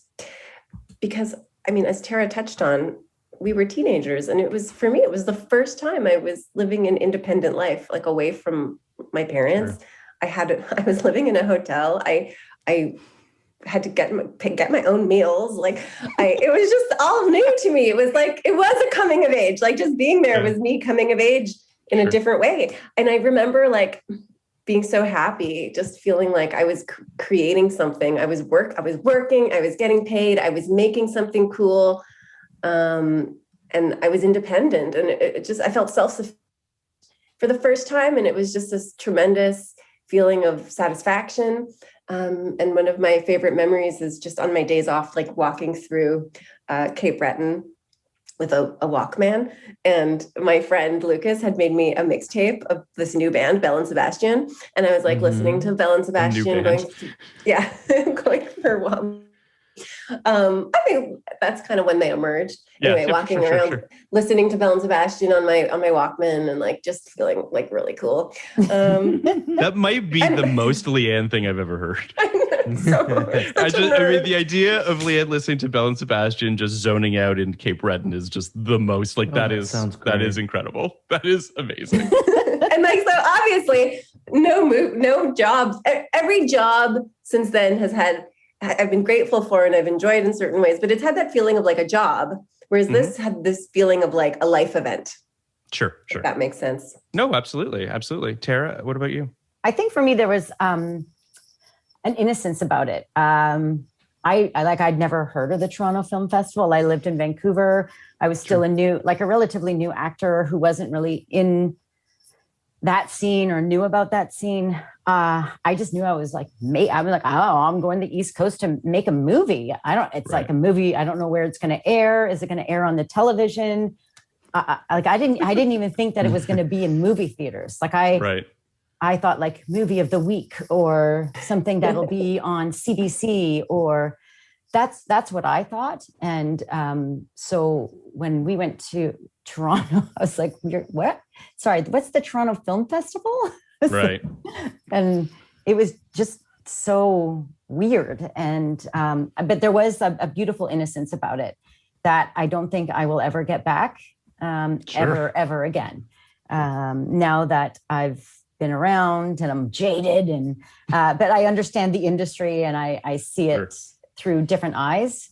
That was the first time I saw it through those eyes, and there was something really beautiful about that. Just being in the moment and not thinking ahead or of anything else, really. Well, guys, we want to thank you so much for taking the time to chat with us and talk about this film. And I mean, Liane, obviously, it's always a pleasure to chat with you about anything. But just in general, I mean, this is a movie that I don't know. It's a real time capsule for me, and it took me back. And I'm just so happy to have been able to kind of walk through this with you. So. Thank you, Phil. It was really a pleasure to reconnect. I mean, and talk about this experience that was really profound for Tara and I, that we really haven't had the opportunity to share about. I know. And I keep telling Trisha, I was like, let's revisit it. Where are Mooney and Lou now?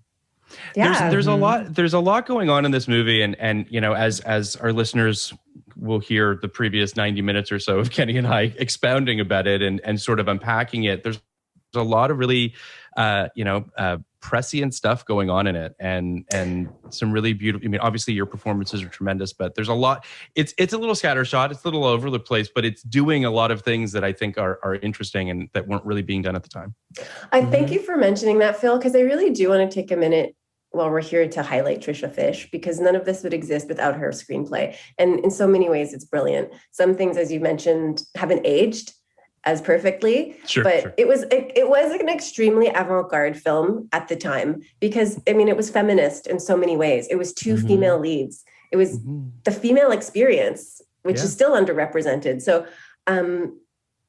looking back on that being my first film, it's one of the best things I've ever worked on, you know, like having the opportunity to inhabit a real girl and have it be her Real. story. Yeah. But it's also like talk about 2 female leads, a female writer, 2 female producers. Yeah. Like it was a very female heavy project to be on. And I think I agree. Like it was, what an honor for that to be the first experience for you, especially. It's a very special movie, and it's doing a lot of stuff and it's an underseen film too. I mean, it's a movie that we really hope more people will take the time to seek out. It's currently, if you live in the States, it's currently streaming on Amazon Prime. So there is that, but we'd love more people to see it, and I think I speak for Kenny as well when I say thank you so much for taking the time. Yeah, thank you guys. I liked it. Yeah, it was a pleasure. It was fun.